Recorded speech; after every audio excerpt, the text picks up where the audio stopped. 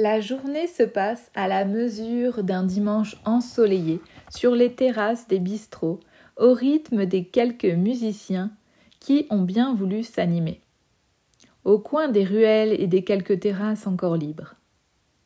Ces instants hebdomadaires sont des rituels de bien-être ensemble.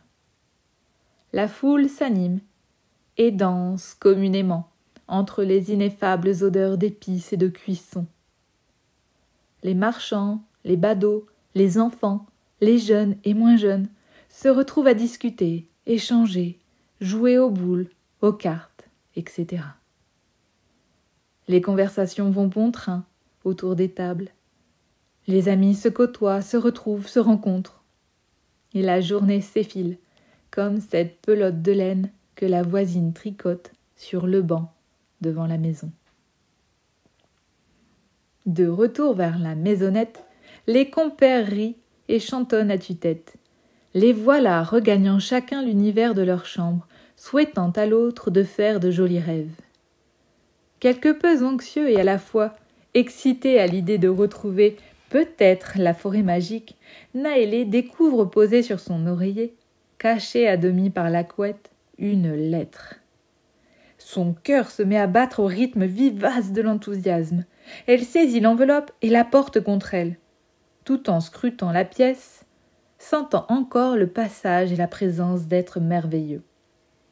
La calligraphie couchée sur le papier lui indique « Observe par la fenêtre, conduis le véhicule en lisière du bois et va contempler la naissance de la source. » Surprise et heureuse, Naélé décide de partir demain, dès l'aube, jetant brièvement un œil à la carte de la mamée de Niani pour savoir à peu près dans quelle direction elle devait partir.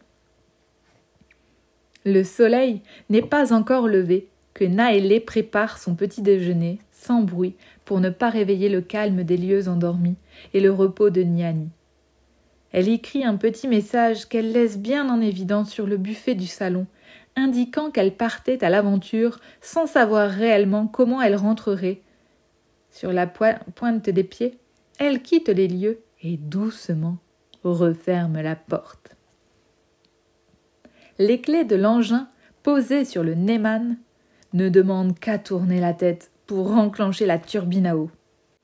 Voilà la route qui file tout droit vers la plaine où l'horizon et le paysage s'ouvrent sur une nature riche et généreuse.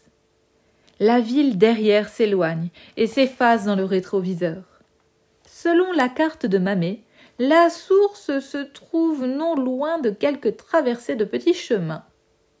Dans l'enveloppe, une esquisse réalisée à l'aquarelle décrit l'endroit où Naélé doit s'arrêter.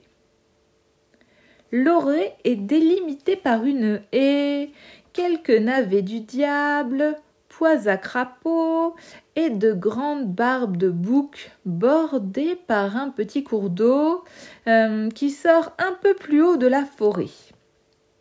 Elle éprouve le sentiment d'être au bon endroit. Le dessin semble révéler ce panorama. Elle choisit d'arrêter le véhicule de l'autre côté du chemin et descend pour rejoindre la source au cœur de la forêt. La clarté du soleil commence à s'ébaucher sur les feuilles et les silhouettes des arbres, similaires à une tribu de grands personnages élancés